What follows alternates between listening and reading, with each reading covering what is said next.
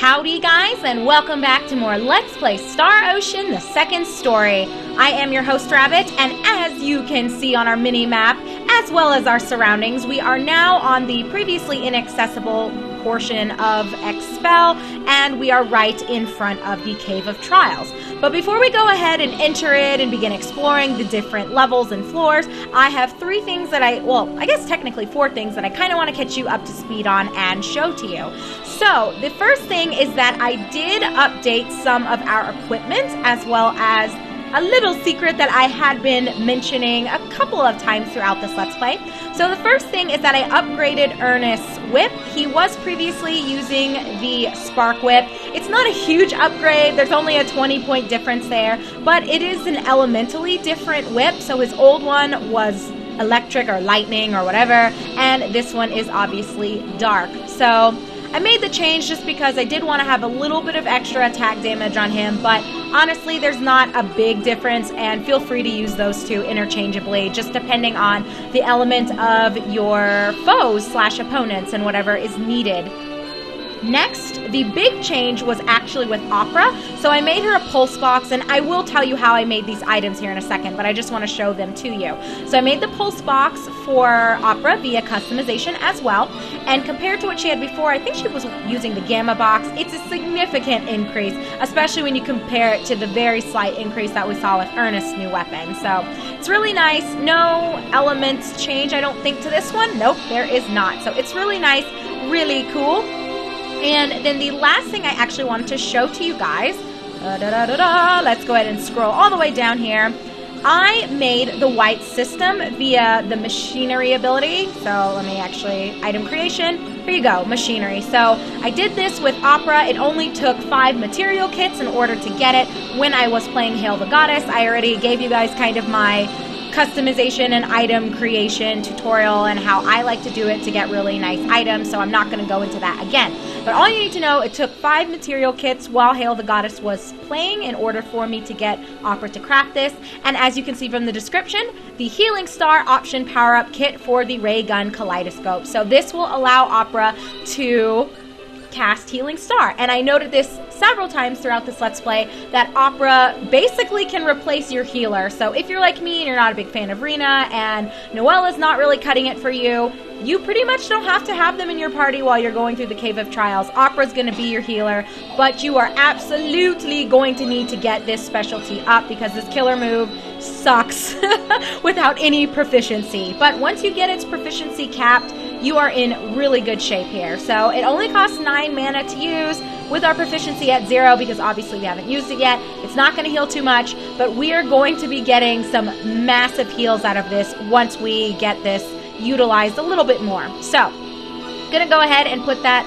Actually, I think I want to switch this here. Let me put Alpha on 1 here and Healing Star on R1. It's just how I usually have it. There's not really a big difference between the two. It's just kind of up to what feels better for your fingers and for you to use. So those are the 3 things I wanted to show you regarding how I crafted these items. So for the Dark Whip, what I did is you're going to need to have a molecule wire, and the recipe basically is a molecule wire plus a Damascus to get the Dark Whip. But you're probably wondering, how the hell do I get a molecule wire? Well, it's kind of random and a bit of a pain in the ass, and basically you have to just do like a random combination of whips and ores that you have. So there's not a specific recipe for the molecule wire. It's just one of like the random results that you get when you're actually combining a whip and an ore that technically aren't supposed to go together. So what I used and what has worked for me consistently in the past is combining, oh my goodness, I am trying to say combining the invisible whip with a gold or a piece of gold, and that's what I used to get the molecule wire. So it took me a long time, like 15 minutes for it to work, but it's worth it to me. It may not be worth it to you if you already have the Spark Whip, so I mean, don't spend that long trying to do it. For the Pulse Box, it's much easier. All you gotta do is use your Beta Box and combine it with an Auricalcum in the customization menu. That's it. No bullshit, no drama. Takes a second to do, especially if you have Hail the Goddess playing. So those are the 3 game-related, I guess, things that I wanted to share with you guys, at least in terms of our characters and how we have them customized. I did I believe anyway, decide to have Leon be the member of my very interesting final party challenge. So I think he's going to be the mage that I'll take along. I was telling you guys in our previous episode that I was also debating about taking Celine, but I'm thinking I'm just going to stick with Leon. We'll see how it goes. Obviously, Bowman would make more sense and would be better in terms of us getting through this, okay? But whatever, I'm always up for a challenge, and my final party is almost always fully melee. So let's diversify things a little bit, switch things up, have a good time. We're going to bring Leon and hope that this works out okay. Alright, so now we are ready to enter the Cave of Trials, and our first floor / level is called the Heraldic Ruins. So this is the fourth thing that I actually wanted to take a very quick second to share with you guys.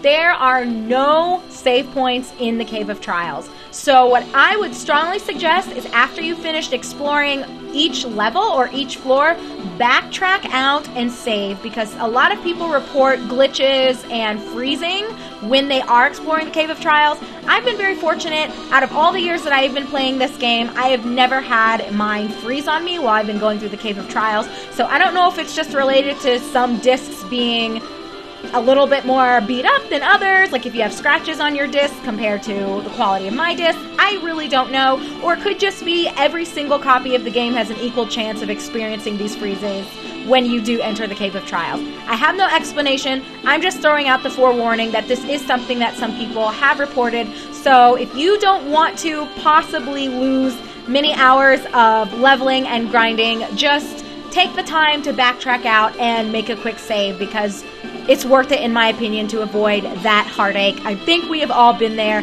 at some point or another where we've lost 1, 2, 3 hours of leveling, and that sucks ass. So that's it, you guys. That's my intro. That's all the shit I wanted to share with you. Let's get started. So this first floor, the Heraldic Ruins, isn't very complicated. It's not hard to explore at all. The monsters on this floor do a lot of bullshit in terms of casting. Okay, I am going to cast Gremlin Lair here, because I really want to incapacitate these warlocks, because they cast, like, I think either it's Light Cross or Southern Cross. They cast a move that is very annoying to deal with, so if you can, just cast something that kind of interrupts their channeling, and you should be good to go. But anyway, I was starting to say, the monsters here, a lot of them will poison you, but nothing here is too tough, so I don't recommend any specific strategy. I would just say, make sure you're dealing damage and interrupting their bullshit. That's really all. But it's a pretty easy floor. The boss is easy as well. We should be able to knock this level out in one episode. And of course, I will remove repeat fights, and I don't think there's even that many different kinds of monsters on this floor. So we'll probably be cutting out most of the fights, honestly. And have you guys seen Noah? I don't think you have, because I got it while I was descending and exiting Fional when I was doing the whole backtrack thing. So, I don't know. If you haven't, there you go. Pretty sure I haven't shown it to you all. But you'll be seeing plenty of Leon, so don't worry. If there's an ability or a spell that you notice that I've skipped, or for whatever reason just have not highlighted for you, never fear. You'll see a lot of everything at some point or another. But let's run over here and grab that chest. And alright, got some newbies here. Gonna go ahead and I am gonna cast Shadow Flare. I don't know what's the best thing to be casting right now, but whatever. Just want to interrupt those warlocks before they cast their crap. Also, you may notice that Leon is getting Motor Mouth to appear. I did max that out for him with my skill points, because I thought it was the best option. If we're gonna be trying to make Leon work, we're gonna have to make sure he can dish out as much damage as possible, as quickly as possible, and Motor Mouth is our best bet for achieving that. But outside of that, there's not really much to say about my party. I'm gonna have to manually make sure Opera is casting her healing star, though, so that we can get it up. Yeah, as you can see, it only heals for 200 a pop right now, which is not very good compared to the fact that at some point she can be getting 9,000 plus. Oh, I need to go ahead and get rid of that poison. We'll just have Rena cast Antidote here. But yeah, we will absolutely be getting 9,000 plus each time she casts it on every single member of your party. So Opera is a great healing option if you don't care for Rena. Obviously, you're going to be dealing with paralysis and poison and all that other bullshit, but I mean, hey, that's what items are also for, right? So, okay, let's take a quick second to look at the Link stock, which actually is a precious item. I don't know why, because the Link combo's not, but whatever. The description is a mysterious amulet that increases linking ability by 1. I don't use the Link combo, so I don't use the Link stock. It's not a mechanic that I particularly care about, so if you like it, here it is. Here's where you find it. There you go. That's all I really have to say about that. So let's continue exploring level 1. We're going to actually hook her right here.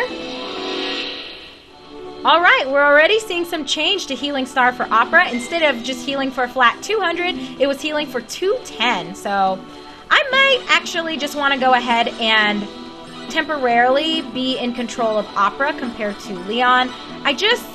I really want to get this capped as early as possible. It has such a fast casting animation. I don't know, it's just a really great ability. I would highly recommend you go ahead and get that for Opera if you really want to use her as a healer. I don't think anything's up here, but let's check anyway. Nope, my memory serves me correctly, so let's continue down. Woohoo! More levels and more proficiency for Healing Star. It was healing for 235 in there, so very slowly but surely we are seeing a change in that. Honestly, you guys, this floor is going to be pretty boring. It's very straightforward. Not really too much to explore here. The treasure chests are pretty much laid out for you, and like I said, the enemies are easy. Oh no, so poor Claude is poisoned, but no problem. Rena will be able to fix us right up. And yeah, Healing Star is now healing close to 400, so it shouldn't take too long for us to get it where it needs to be. Let's just go ahead and ignore that door for now, and we only have a little bit left to explore. I need to remember to put some more skill points on people before we take on the boss. I almost was like, remind me, you guys. Oh, me. Silly, silly me. But okay, so I want to head up here, if I can get up here, just to show you guys this room. So we can't really do anything with it quite yet, and honestly, we're not going to do anything with it for a few more episodes. But basically, this will kind of serve as a shortcut for us to automatically drop down to the 9th floor. All you gotta do is kind of walk past the red panels and you see the little cracks with the light peeping through, and all that happens is that it just breaks and you literally just drop several floors. I believe you land on floor 9 if my memory serves me correctly. So it's just another way to make it a little bit easier for you when you are going to be forced to do the backtracking out to save. You don't have to worry about running all the way back from 1 to 9 or 1 to 10 or 1 to 11, whatever. You can just drop from 1 to 9 once we get to that point. But obviously, we've got quite a few more floors before we are on floor 9. So just wanted to highlight this for those of you that give a shit.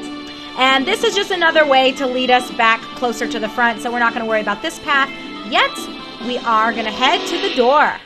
Oh man, we took quite a beating there. Let me go ahead and get some heals. Some purification going on, and we'll just cure all here. And I'm gonna need some blackberries very shortly, but we're actually okay for right now. I'll take us to the door because we probably have one more fight before we get there. Or geez, maybe not. Okay, well, let's go ahead and pull the lever up. Yes. And before we head in, as I was just noting, let me make sure this is alphabetized here. Let's grab some blackberries. We have quite a few. Gonna go ahead and give one to everybody. And let's go ahead and assign some more of our skill points here. So, Opera has so much stuff already maxed out, but we still could use a little bit more. Let's see here. Let's go for maxing out biology if we can, which we can't finish it. And you know what? That's fine too. And you know what? The hell? Let's get rid of these 6 random ass points. We'll just put them in playfulness to get some random shit. Why not? Throw some in courage. Let's see, Claude. What do we want for you? We might want to start dipping into a few of these, although it's not completely necessary right now. Because we are going to have more than enough skill points by the time we get to 200 plus. And as I already noted, this floor is not really too big of a deal, so it's not a huge deal. I guess what I'll go ahead and do, let's go ahead and just put some here, and then I'll throw some in counterattack. And then let's go for Strong Blow, and perfect, just what we always wanted. And let's go for Parry. Seems good to me. Ernest has quite a few skill points here. I've been ignoring him, it seems. Let's throw some into his Mental Science. And, almost have enough to max out Tool Knowledge. It's kind of my bad for ignoring that. Whatever, we'll throw some here. And let's look at our more battle-focused ones here. I think we should maybe go for Strong Blow here. And then Leon, I already told you guys I maxed out Motor Mouth for him. That was kind of a priority thing for me. But I do want to go ahead and try to get effort up as much as possible. I talked about this was it? Not last episode, a couple episodes ago? I don't even remember the last time I talked about this. But I should have probably given this a little bit more attention earlier on. But there are just so many little details to this game, you guys. It's crazy. Just a lot of little things when it comes to the skill system and the item crafting, that there's not really any right or wrong way of tackling it. It just kind of comes down to what you are interested in and your personal play style. So everyone is looking pretty good. I think we, for the most part, are ready to go. So Leon's really close to actually getting one more level, so let me get him in a fight. I'm not too worried about this boss we're about to tackle, but even still. Okay, so we got the level for Leon, and specifically the reason why I wanted to get him to 66 before we took on this next fight is because Leon learned a new ability called Demon's Gate. It is a spell that attacks all enemies on the screen by summoning the guard of the Gate of Hell. And what's kind of interesting about this ability is the boss that we're about to take on also can cast this, and that's really her only ability that can fuck your shit up. But here she is. Her name is Darkfeather, and she says, "Welcome to the Cave of Trials. To proceed, you will need courage and strength. First, you will have to defeat me. Know your abilities. And now, combat!" So, this lady will absolutely cast this shit, and she is a royal twat with it. So, I'm actually going to be Leon here, and I'm going to cast it first. Also, so you guys can see, hopefully this doesn't have the opposite effect. Yes, so our party members also can be turned to stone, which does suck a little bit, but it's not a huge deal. I need to change what I have Claude using for his killer moves anyway. He's not using the best stuff that he could. Oh, where am I going? I need Cure Stones here. Keep passing them. Okay, we have 4 after this, so I think we should be fine. I'm going to just go ahead and cast it again on Darkfeather.